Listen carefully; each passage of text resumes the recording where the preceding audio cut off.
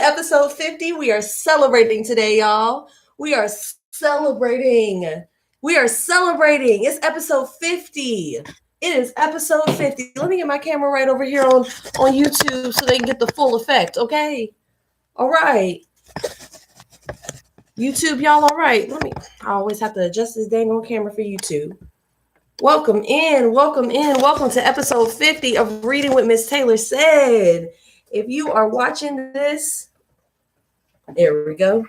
If you are watching this, wherever you are watching this, please go ahead and share it. Y'all, the last 30 minutes or so have been pretty hectic because I made the mistake of putting these on before doing anything else. So it took me much longer to do everything because I don't do this. But welcome in, y'all. It's episode 50. I'm so excited. This episode 50. Yes. I did a little bit. I tried to do a little bit to the background, give us a little zhuzh over here. I actually want to do something. Let me try something real quick. I'll be right back, y'all. I want to try something. Oh. Well, hello, Instagram. That was my floor. Hello, Instagram. That was, in fact, my floor because the dress got caught on the floor. All right. We're just going to do this right here.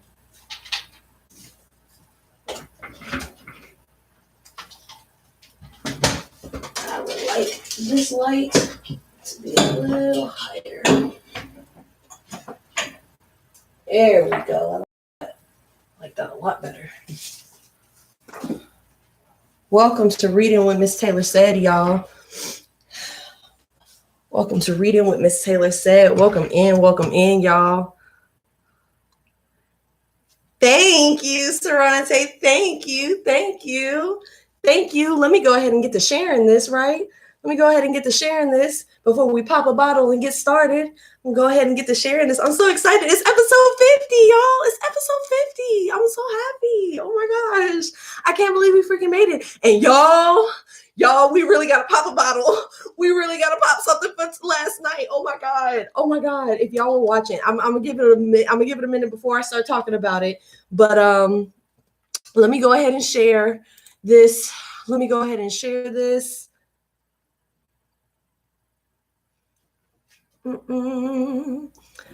So excited, y'all. I'm so excited.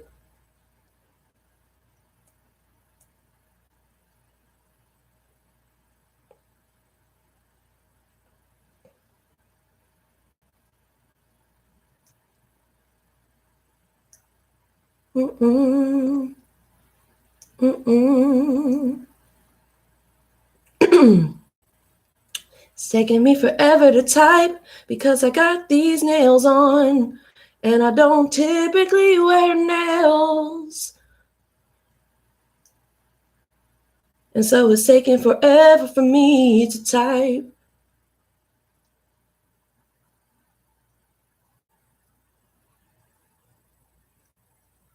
All right. And now we're done typing, on the phone at least. Welcome in.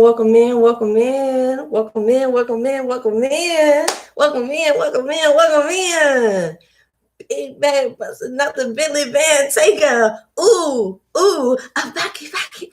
Okay, don't mind me. I'm excited. So excited.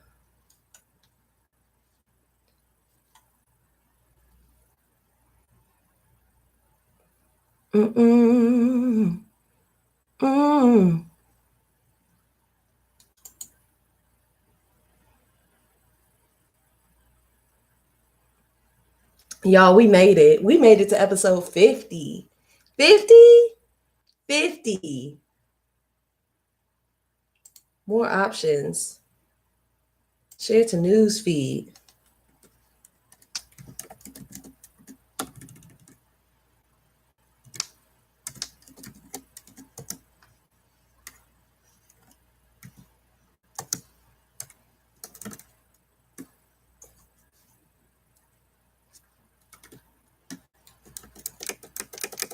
Y'all, I can't type with these dang nails. I can't type for nothing with these dang nails. Welcome in, y'all. Welcome in. Welcome in. Welcome to Reading with Miss Taylor Said. Oh my gosh, I can't believe we made it. Oh, all right. Well, let me go ahead and pour my glass. I hope y'all pouring up today to celebrate episode 50. I'm pouring my glass to celebrate episode 50, even though I probably shouldn't drink while I'm reading because it makes me a little bit sleepy, but I don't care. We're celebrating episode 50. Clink, clink, cheers to us. Clink, clink, cheers to us. Don't look at my nails. Welcome to Reading with Miss Taylor Said. Welcome to Reading with Miss Taylor Said. My name is Taylor. I'm also known as Miss Taylor Said, and I started this show on November 30th of 2020 in an effort to accomplish a few goals of mine.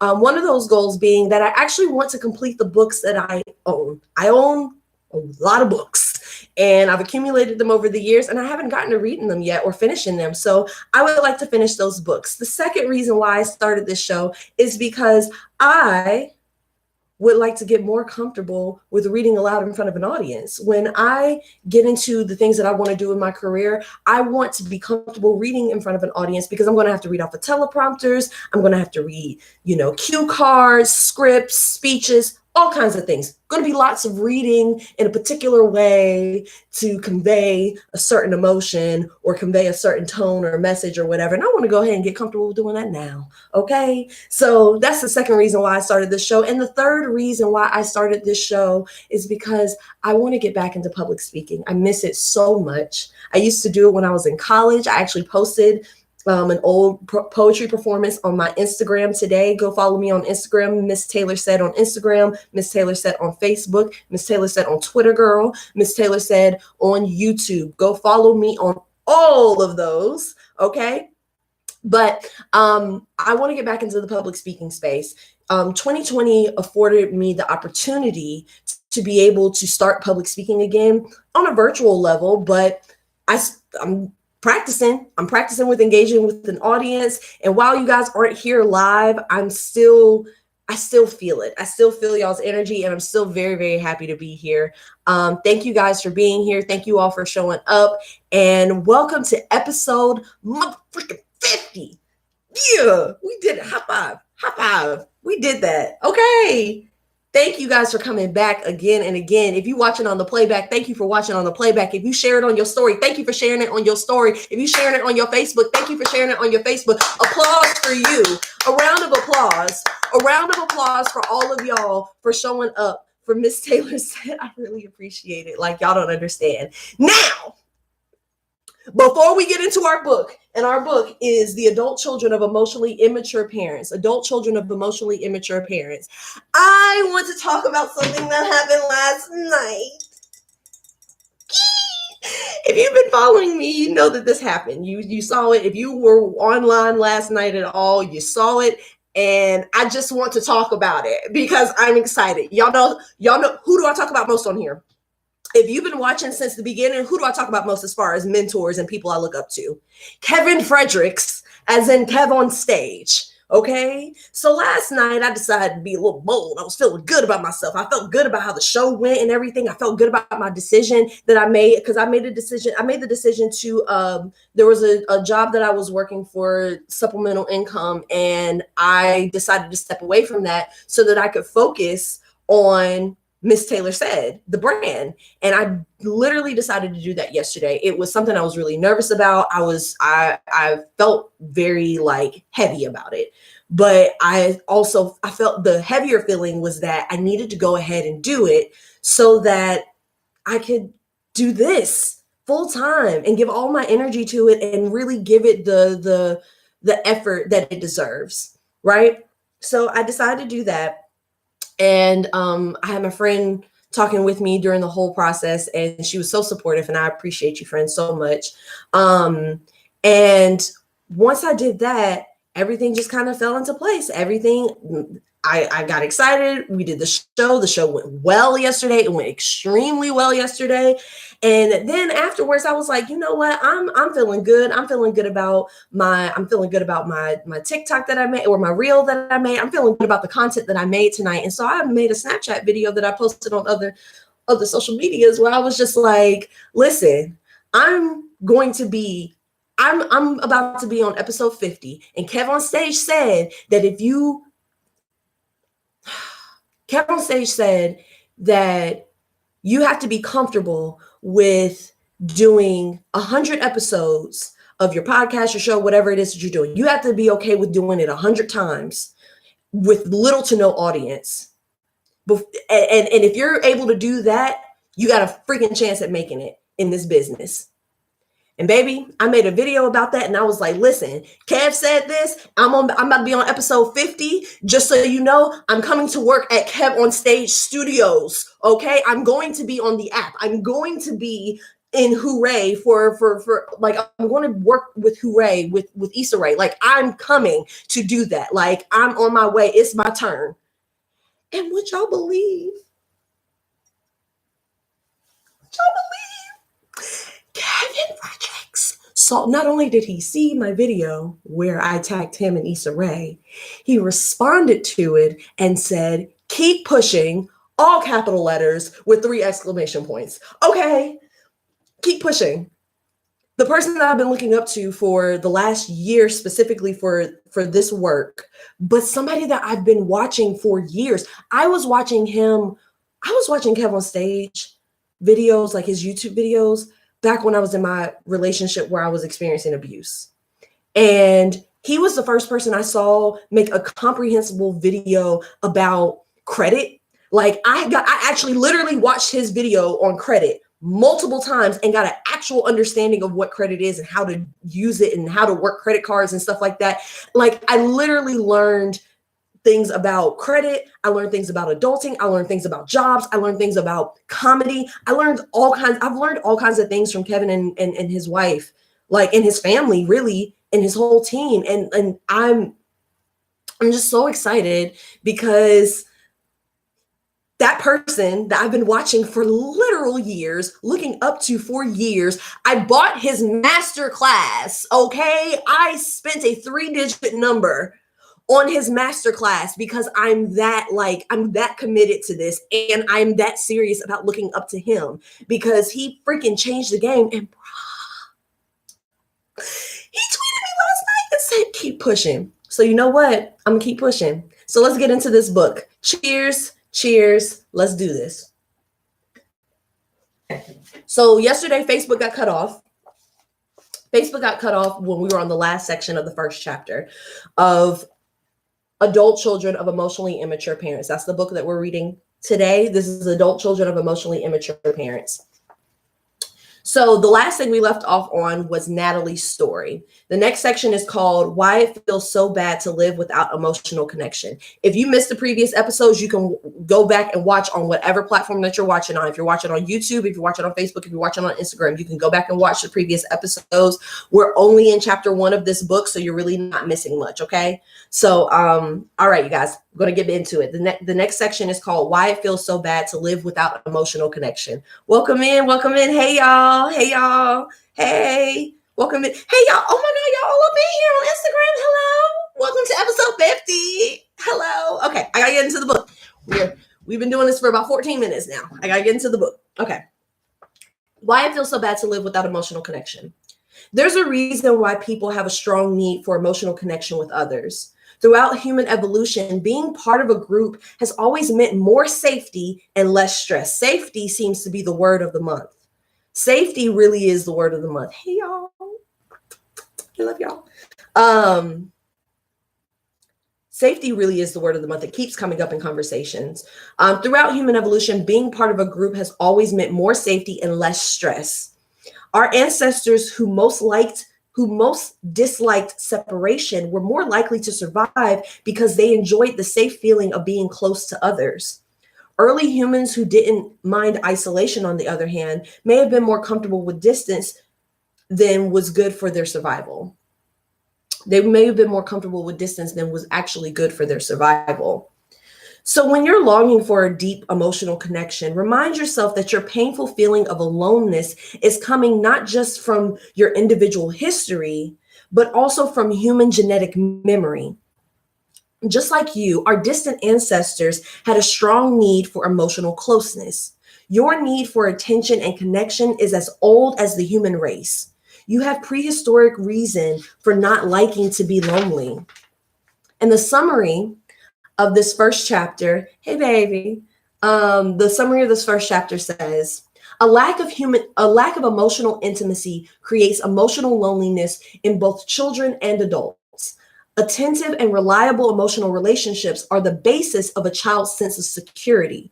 Unfortunately, emotionally immature parents are usually too uncomfortable with closeness to give their children and the deep emotional connection they need. Parental neglect and rejection in childhood can adversely affect self-confidence and relationships in adulthood, as people repeat old, frustrating patterns and then blame themselves for not being happy. Even adults, I really want to read that over again. Welcome in, welcome in. This always happens I'm excited. I'm excited and I'm rushing through everything. Okay. Parental neglect and rejection in childhood can adversely affect self-confidence and relationships in adulthood, as people repeat old, frustrating patterns and then blame themselves for not being happy. Even adult success doesn't completely erase the effects of a parental disconnection earlier in life. Understanding how your parents' emotional immaturity has affected you is the best way to avoid repeating the past in your adult relationships. To that end, in the next chapter, we'll look at the hallmark characteristics of emotionally immature parents. All right. So chapter 2. Chapter 2 is titled Recognizing the Emotionally Immature Parent. Okay. Y'all doing all right? Y'all still with me? Y'all still with me? I swear I can never get the height right for YouTube. There we go. There we go. There it is. Okay. Recognizing the emotionally immature parent. It can be hard to look at your parents objectively because it might feel like you're betraying them. But that isn't the motive here. In this book, our mission is not to disrespect or betray your parents. Our mission is not to disrespect or betray your parents, but to finally see them objectively. I hope you'll see that the discussion of emotionally immature parents in this book are informed by a deep understanding of the reasons for their limitations. As you'll see, much of their immature, hurtful behavior is unintentional. By viewing these and other aspects of your parents more dispassionately, you can understand things about yourself and your history that you might not have thought about before. Most signs, yes, the 50th episode. Most signs of emotional immaturity are beyond a parent's conscious control. And most emotionally immature parents have no awareness of how they've affected their children. We aren't trying to blame these parents, but to understand why they are the way they are. My hope is that any new insights about your parent you gain from reading this book will have the result of radically increasing your own self-awareness and emotional freedom. Fortunately, as adults, we have the ability and independence to assess whether our parents can really give us the care and understanding we desire. To judge this objectively, it's important to understand not just your parents' superficial behavioral characteristics, but also their underlying emotional framework. Once you understand these deeper traits and learn what to expect from your parents and how to label their behaviors, you're far less likely to be caught unaware by their limitations. Keep in mind that your thoughts about your parents are private. They may never know what you've gotten from this book, nor do they need to.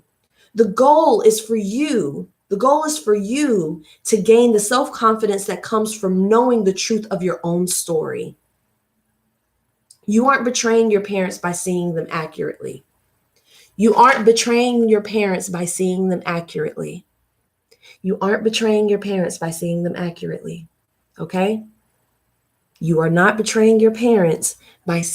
accurately. Let me just say that again.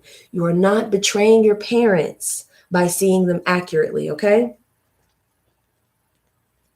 Thinking about them objectively can't hurt them, but it can help you. As you saw in the previous chapter, emotionally immature parents can have devastating impacts on their children's self-esteem and relationships in adulthood. The effects can range from mild to severe depending on the parent's level of immaturity, but the net effect is the same. The children feel emotionally unseen and lonely. This erodes their children's sense of their own lovability and can lead to excessive caution about emotional intimacy with others.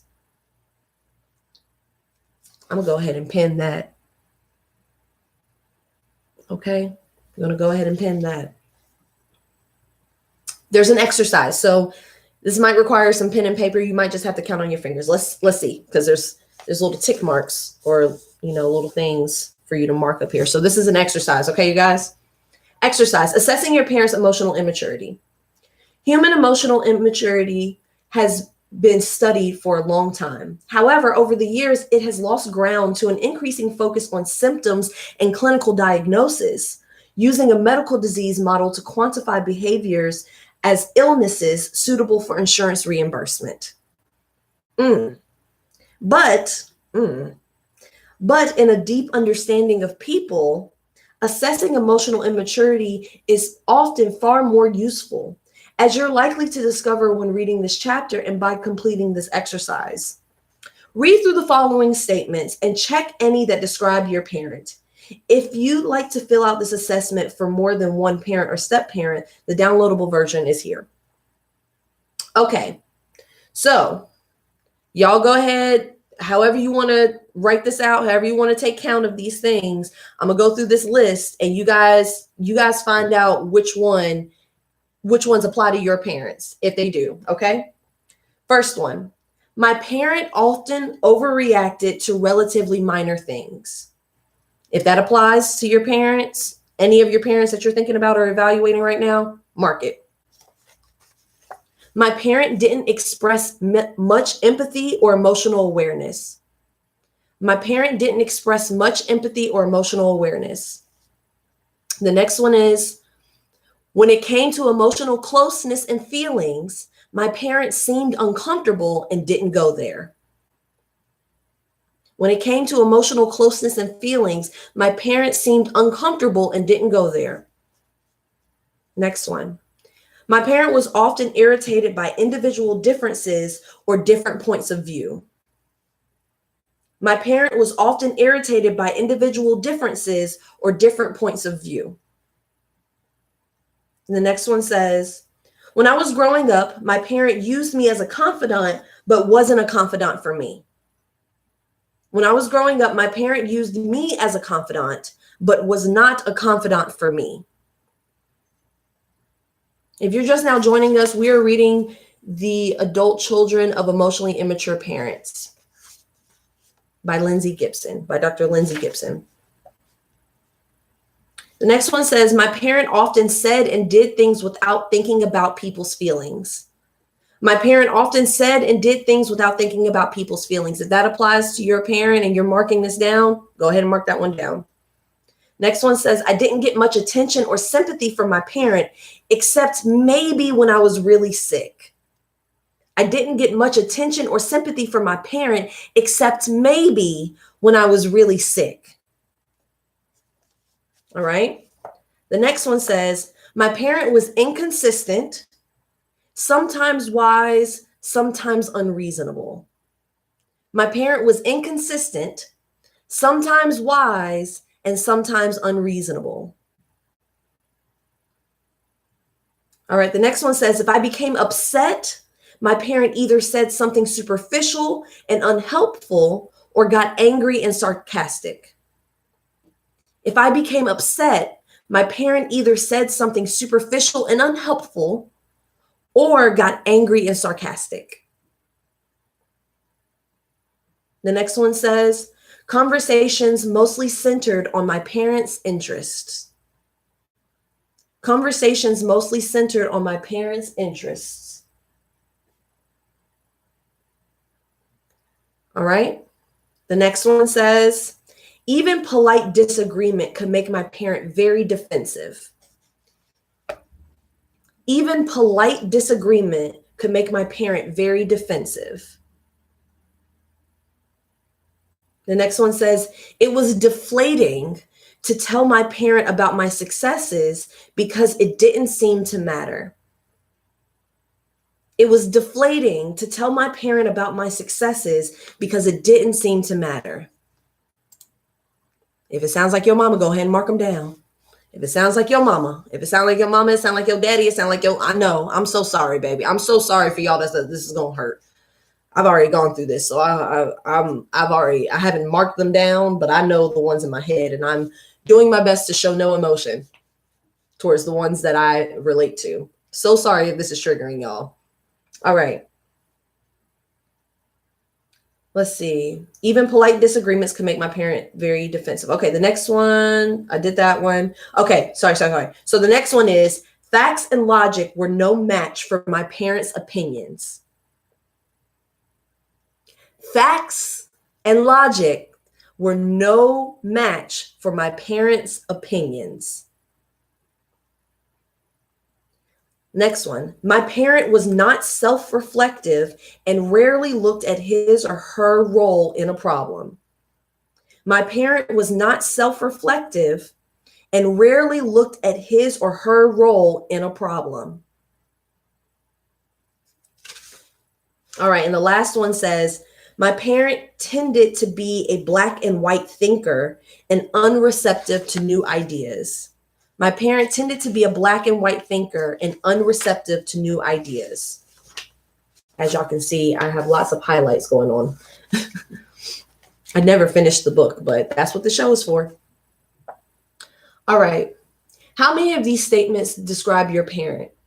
Since all of these items are potential signs of emotional immaturity, checking more than one suggests you very well may have been dealing with an emotionally immature parent. If you checked more than one, if you could count more than one that applied to your parent, one parent, both parents, however, you more than likely you're dealing with an emotionally immature parent. So sorry. The next section is called personality pattern versus temporary emotional regression. There's a difference between a pattern of emotional immaturity and a temporary emotional regression. Anyone can briefly lose emotional control or become impulsive when tired or stressed. Anybody lose emotional control or become impulsive when tired or stressed. And most of us have plenty to cringe about when we look back on certain moments in our lives. However, when a person has a personality pattern of emotional immaturity, certain behaviors show up repeatedly. These behaviors are so automatic and unconscious that people are unaware of doing them. Emotionally immature people don't step back and think about their behavior, how their behavior impacts others. Emotionally immature people don't step back and think about how their behavior impacts others. There's no cringe factor for them. So they seldom apologize or experience regret. There's no cringe factor for them, so they seldom apologize or experience regret. The next section is called defining maturity. Before we explore emotional immaturity, let's take a look at emotionally mature functioning. Emotional maturity isn't a murky matter of opinion. It has been well and famously studied. So y'all ready to hear what emotional maturity sounds like? Because I love it. Emotional maturity means a person is capable of thinking objectively and conceptually while sustaining deep emotional connections to others. People who are emotionally mature can function independently while also having deep emotional attachments, smoothly incorporating both into their daily life. Okay? They are direct about pursuing what they want, yet do so without exploiting other people. Yes. They've differentiated from their original family relationships sufficiently to build a life of their own. Let's talk about codependency within families. They've differentiated from their original family relationships sufficiently to build a life of their own. They have a well-developed sense of self. They have a well-developed sense of self and identity, and treasure their closest relationships. I'm so thankful. I'm so thankful. Emotionally mature people are comfortable and honest about their own feelings and get along well with other people, thanks to their well-developed empathy, impulse control, and emotional intelligence. Emotionally mature people are comfortable and honest about their own feelings and get along well with other people thanks to their well-developed empathy, emotional control, and impulse control, and emotional intelligence. They're interested in other people's inner lives and enjoy opening up and sharing with others in an emotionally intimate way.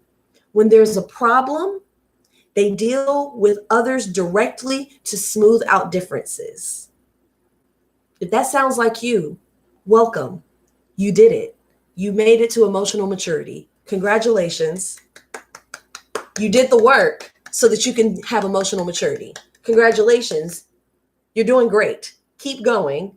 Keep going to therapy, keep journaling, keep working out, keep doing whatever it is that you got to do. Keep being honest, keep having conversations, keep being self-reflective, keep doing the work that you have to do to continue to live that way. If that applied to you, if all of that I just named applied to you, you're doing great, sweetheart. You're doing amazing, sweetheart. Okay? Emotionally mature people cope with stress in a realistic, forward-looking way. While consciously processing their thoughts and feelings, they can control their emotions when necessary, anticipate the future, adapt to reality, and use empathy and humor to ease difficult situations and strengthen bonds with others. All right. I love to hear this. I love to hear this because, wow, it took a long time to get there. They enjoy being objective and know themselves well enough to admit their weaknesses. Y'all, it takes so long to get there. It takes so long to get there. Welcome in. We are reading Adult Children of Emotionally Immature Parents. It takes so long to get to emotional maturity. Oh, you're welcome. You're welcome, baby girl. If you've reached emotional immaturity, freaking high five to you, okay? Because it's hard. And a lot of times, like they were describing in the previous chapter, a lot of children of emotionally immature parents, the one that they described that does stuff like this, like reads books and comes to reading what Miss Taylor says so they can work on self-development and stuff like that. Like those kids of emotionally immature parents tend to have emotional maturity and had to develop it at an early age because of to compensate for their parents not having it. So, it's hard, y'all. It's hard. It's a lot of work. It's a lot of tears. It's therapy. It's a lot of ugly feelings. It's not easy work to get to that point. So if you did it, like really like fucking shout out to you. Excuse my language, but not really, because we 50 episodes in. If you don't know that I occasionally cuss, I don't know what to tell you, baby. But shout out to you for having emotional maturity. Okay? You're doing great. I'm going to move on to the next section after I sip. Okay, next section. Personality traits associated with emotional immaturity. Now that we know what emotional maturity is and looks like, let's go into the next section of the personality traits associated with emotional immaturity. It might trigger y'all, so sorry. Emotionally immature people, on the other hand, tend to have quite a different set of behavioral,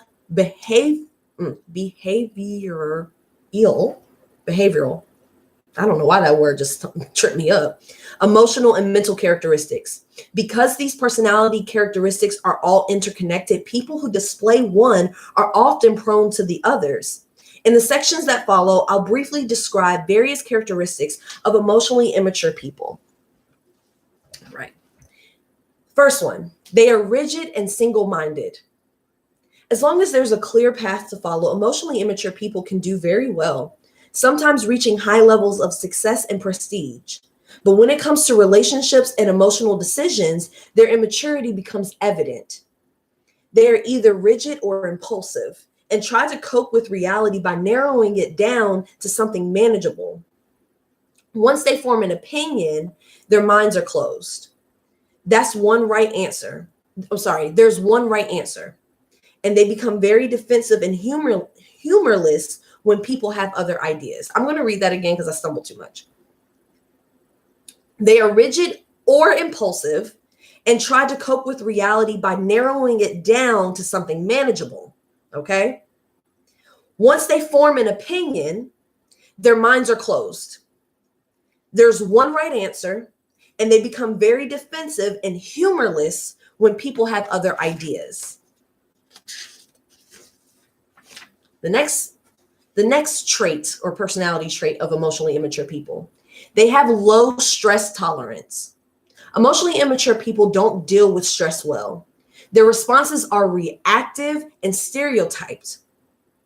Instead of assessing the situation and anticipating the future, they use coping mechanisms that deny, distort, and replace reality. They have trouble admitting mistakes and instead discount the facts and blame others. They have trouble admitting mistakes and instead discount the facts and blame others. Wow, that sounds like what we went through in the last between 2016 and 2020. They discount facts and blame others. Oh, that was a hard time. We made it though. We here. Regulating emotions is difficult for them, and they often. Okay, this sound like your man that was running the country not that long ago. Okay, regulating emotions is difficult for them, and they often overreact.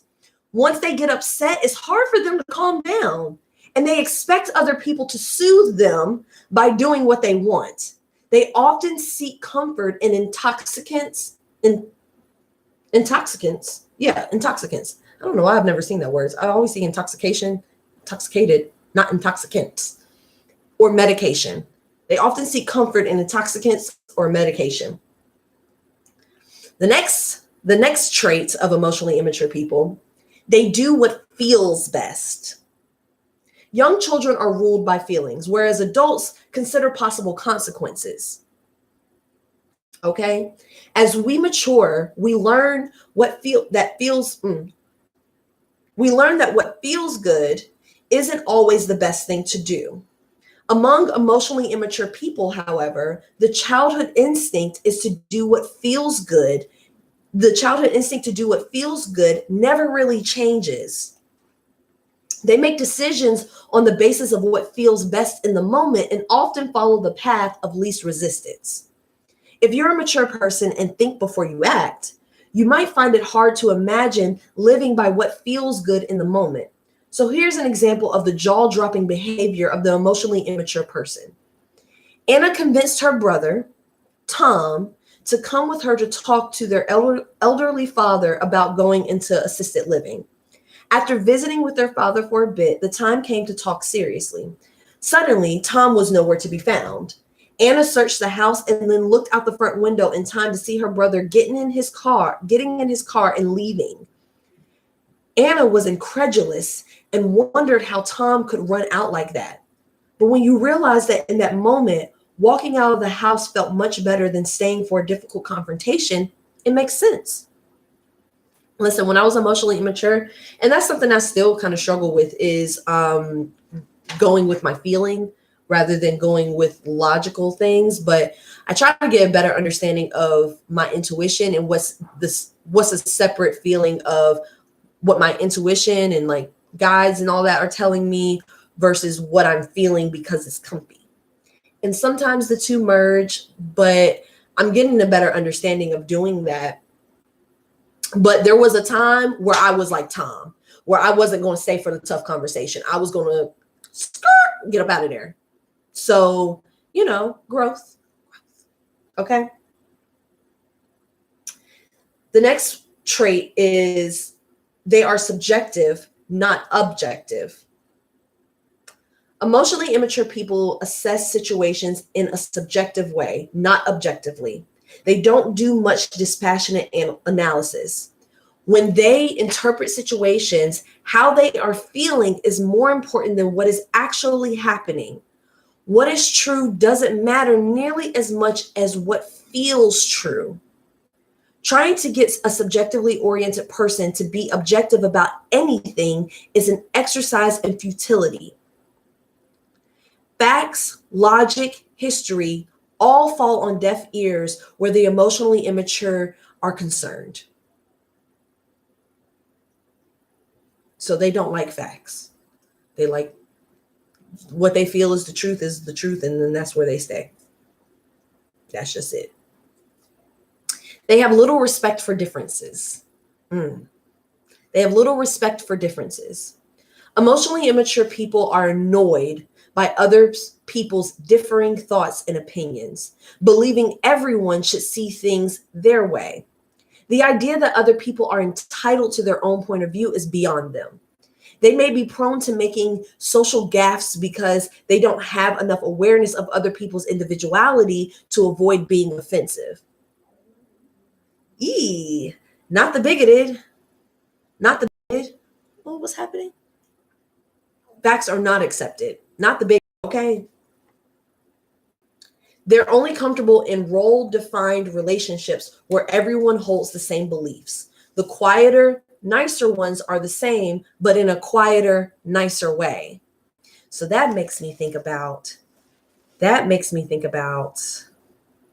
you know what that makes me think about? That makes me think about church folk. And I ain't here to bash the saints. Y'all do what y'all do. Do what y'all do. Believe what y'all believe. Listen, when I get there, okay, but they get annoyed by people's differing thoughts and opinions. They get annoyed by people's differing thoughts and opinions. They don't respect, and I'm not saying this is all. This is me generalizing. So please don't take it personally. Don't be emotionally immature and take it personally, because y'all know those church folk I'm talking about. Y'all know the saints I'm talking about. Okay? That don't want to hear other people's opinions. They don't want to hear anything that's different than what mama said this. Mama and grandma said this, so that's how it is. I don't want to hear nothing else. I don't want to hear it. I don't want to hear it. I don't want to hear it. And some people are really aggressive about that. They're really aggressive about their beliefs and their thought patterns being the only ones that matter in their life. And they believe that those are the only things that people should believe. And it's very rigid. It's very in a box, very tiny box. They be in it. And they be like, here, this is safe. Because people cling on to things like this for safety when they're not, I don't want to say strong enough, but mature enough or have enough sense of their self to understand that there's a world bigger than their box. Yep, closed mouths don't get fed and closed ears don't learn. Okay? And they're only comfortable in role-defined relationships where everyone holds the same beliefs. So think about the people that you think about when you think about this, the people that are really like in their very tiny box and they only want everyone to live in their very tiny box. What are they obsessed with? They're obsessed with things like marriage. They're obsessed with binary gender. They're obsessed with church or their religious institution. They're obsessed with status. They're obsessed with all of those things because it's like, no, you have to fit into a role. You have to fit into a role. You have to fit into a space. And if you're a free spirit or anything that does not fit into a defined role or space, you're not good. You're not of God. You're not to be trusted. How unfortunate. And the quieter, nicer ones are the same, but in a quieter, nicer way. The next one says they are egocentric. This is going to be fun. Normal children are egocentric as youngsters, but the self-involvement of emotionally immature adults is more childish than childlike. It's more childish than childlike. Unlike children, their egocentrism lacks joy and openness.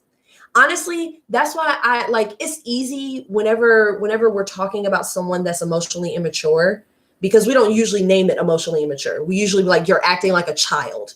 You are acting like a child. They're being a child. That is not a man. That's a boy. That's not a woman. That's a little girl. Like, we do that. And low key, y'all, I feel like that's wild disrespectful to kids. They ain't do nothing to deserve to be associated with adults that aren't mature. Those adults had all their life to figure that out. And these kids, they are new. They're fresh. They ain't did nothing. And I mean, and I get it. I get the comparison to them being childlike, like as if they have no sense of the world. But, you know, I think the kids deserve a little more respect than that, than to be associated with it ain't shit. Okay. Unlike children, their egocentrism lacks joy and openness. Emotionally immature people are self-preoccupied in an obsessed way, not with the innocence of a child. Young children are self-centered because they're still commanded by pure instinct, but emotionally immature adults are commanded by anxiety and insecurity, like wounded people who must keep checking their intactness. They live in a perpetual state of insecurity, fearing that they'll be exposed as bad, inadequate, or unlovable. Whoo, that was a word. That was the word. I'm going to say that one again. Do I have my highlighter? Oh God, oh man, I really want to highlight that. Emotionally immature people are obsessed.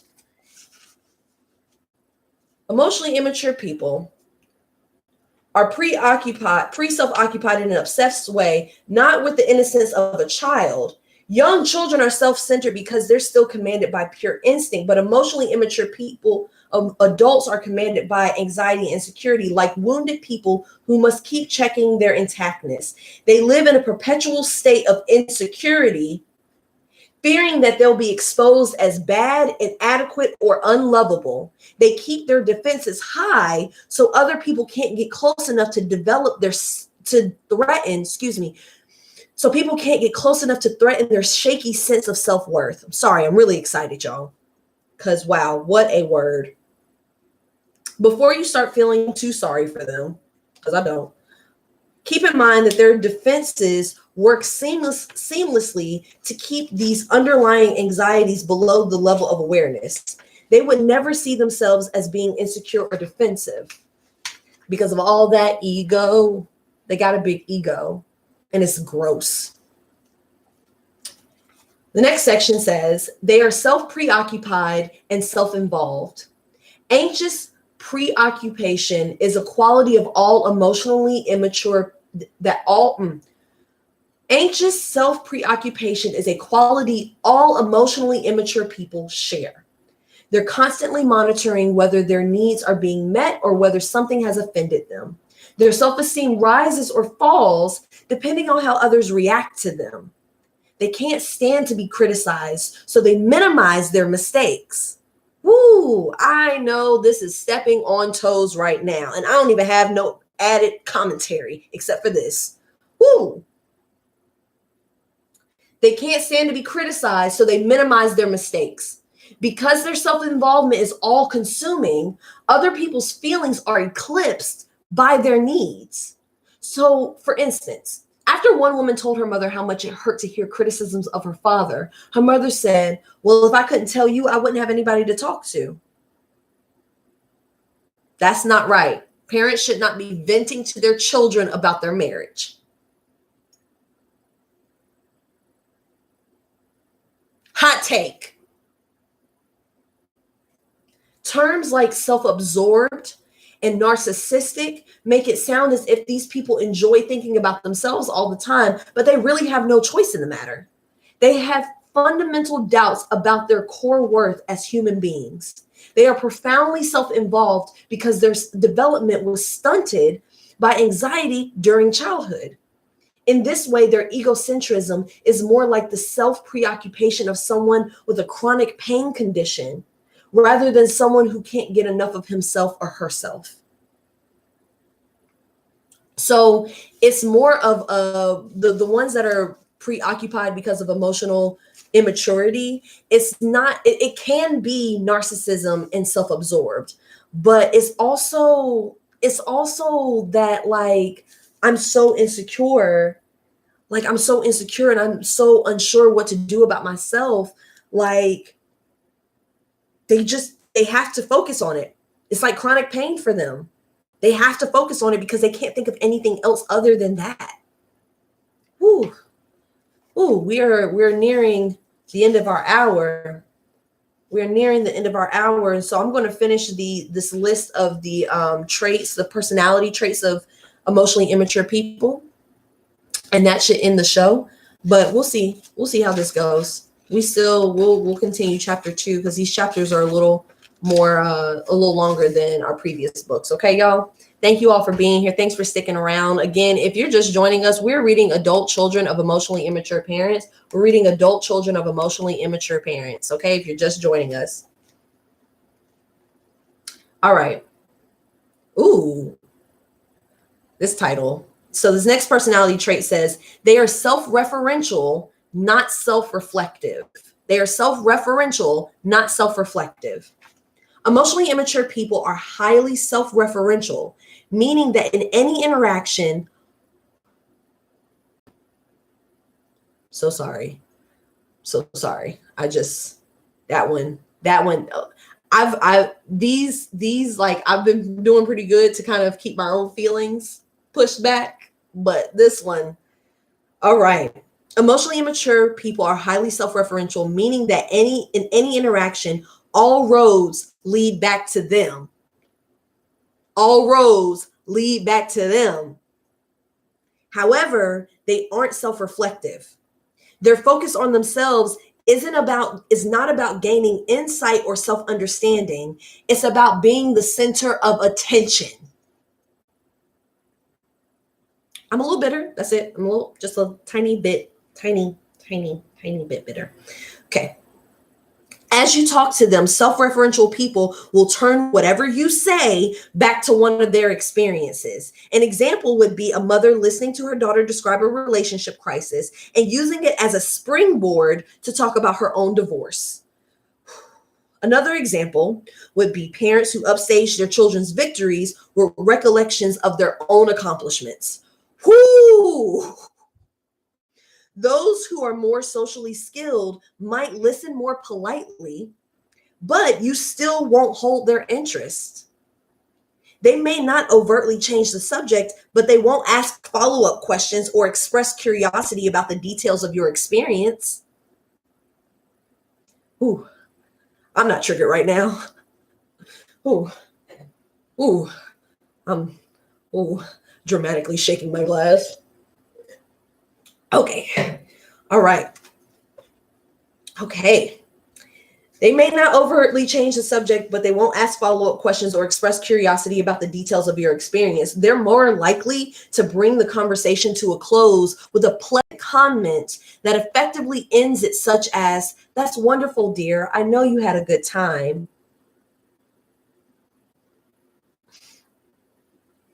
Woo! Listen. If you have a fire sign parent that's emotionally immature, that's all I'm going to say. If you have a parent whose sun sign is a fire sign and they're emotionally immature, okay. Because they lack self-reflection, emotionally immature people don't consider their role in a problem. They don't assess their behavior or question their motives. If they cause the problem, they dismiss it by saying they didn't intend to hurt you. After all, you can't blame them for something they didn't mean to do, right? Y'all, I'm triggered. I'm a loaded gun, triggered.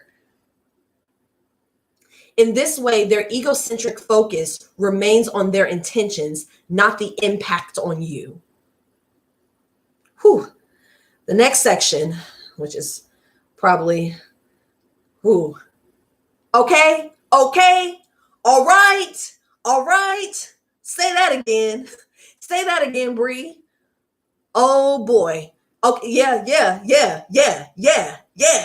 I'm over here on Facebook. We all real triggered over here. Okay, That okay? All of us, y'all, we in this together. I'm gonna hold y'all's hand. I'm gonna, metaphorically hold y'all's hand. Grab my hand. Grab my hand. We gonna hold hands and we gonna get through this together, y'all. Okay. Episode 50. Episode 50 ain't missing. Okay. Just like good sis shared this morning, intention does not absolve you of consequences. Okay. Ooh, the next one says they like to be the center of attention. They like to be the center of attention. All right. Like children, emotionally immature people usually end up being the center of attention. In groups, the most emotionally immature person often dominates the group's time and energy.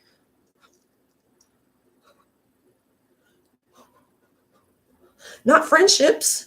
Oh, God. Okay. Ooh. Oh, man. Hold on. Where is it? Oh, okay. I'm glad I brought my fan because it's getting a little hot in here. Like children, emotionally immature people usually end up being the center of attention. In groups, the most emotionally immature person often dominates the group's time and energy. Hey, welcome in. Often, excuse me. Okay, one more time. In groups, the most emotionally immature person often dominates the group's time and energy. If other people allow it, all the group's attention will go to that person. And once this happens, it's hard to redirect the group's focus. If anyone else is going to get a chance to be heard, someone will have to force an abrupt transition, something many people are not willing to do. You may wonder whether these people are just being extroverted. They are not. The difference is that most extroverts easily follow a change of topic because extroverts crave interaction, not just an audience. They're interested and receptive when others participate. Extroverts do like to talk, but not with the purpose of shutting everyone else down. How many people claim to be extroverts when they really just want to be the center of attention? How many people claim to be extroverts when they really just want to be a center of attention? Extroverts know how to engage with people. We know how to engage with people. I have introverted ways, or what may seem like introverted ways, because I choose to stay home and recharge sometimes, but I'm very extroverted. And whenever I go and meet people, I know how to give them my undivided attention and engage with them in a way that lets them know that, yeah, I'm very talkative and I love doing this, but it's about you right now, baby. It's about you. All right. And the last one we're going to read for today says they promote role reversal. Role reversal is a hallmark of emotionally immature parenting. In this case, the parent relates to the child as if the child were the parent, expecting attentiveness and comfort from the child. These parents may reverse roles and expect their child to be their confidant, even for adult matters. Parents who discuss their marriage problems with their children are an example of this kind of reversal. Other times, parents might expect their children to praise them and be happy for them, just as a child might expect from their parent. One woman I worked with, Laura, remembered her father running off with another woman, leaving Laura, then just 8 years old, to cope with her severely depressed mother on her own. One day, Laura's father picked her up in a new convertible, giddy with excitement over his new toy. He expected her to be as thrilled as he was, never considering the contrast between his joyful new life and the gloom Laura lived in with her abandoned mother. And then the next section goes into another example, but I'm going to stop right there. The next section is Frida's story, and I'm going to stop right there. I'm going to stop right there. I am so appreciative of y'all showing up for episode 50. We really had a good turnout. And I don't know if you're still here. But y'all know that artist I always talk about, 7 Deep, that I be standing over. And he don't know, but I be standing over him in the live. He popped into Instagram. Hey, boo. Hey. Thank you guys for watching today. Thank you guys for showing up. Thank you guys for, we really did this 50 times. more than 50 times because we had episodes where we had to start the video over, or and there are episodes that didn't make the cut because the videos, whatever. Anyway, we've done this at least 50 times. We did it. I'm so proud of myself. I like to thank me. I like to thank myself. No, but I'm really proud of myself. I'm proud of y'all for showing up. I know that it's uncomfortable. The things that we talk about in here are uncomfortable. They're so uncomfortable to the point. Yeah, and we're gonna have 50 more, Sarante. Let's go. Okay. But the things that we talk about in here are so uncomfortable to the point. I remember one episode I cried, like boo-hoo cried, because I had to deal with something that I emotionally was not ready to deal with, you know? So I know that it's uncomfortable, and that's why I definitely understand when people pop in and pop out and have to come back and watch the replay and can't stay for the live because it's too much to take in without being able to pause it. So I definitely understand. But if you watch it on the live, if you watch it on the replay, if you watching because somebody shared it on their story, however it is that you watching this, baby, thank you for watching. Thank you. Thank you for being here. Thank you for supporting my show. My focus coming up is going to be expanding. We've done this 50 times. We got a pretty good handle on it. Okay. We did this 50 times. We got a pretty good handle on it. It's time to branch out a little bit. So that's going to be my upcoming focus, is branching out and expanding. I'm so thankful for y'all. I don't know how else to say it. I'm so mother grateful for y'all. And, I'm very excited about the next 50 episodes because we're going to do it again. And I'm going to do it again to MC Deborah. And I'm going to do it again and again and again. Okay? Period. Love y'all. Y'all have a great night. Bye. Y'all have a good night. Bye, Facebook.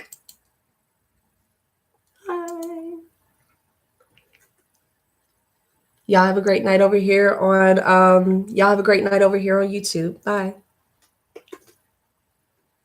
If I can end it properly. There we go.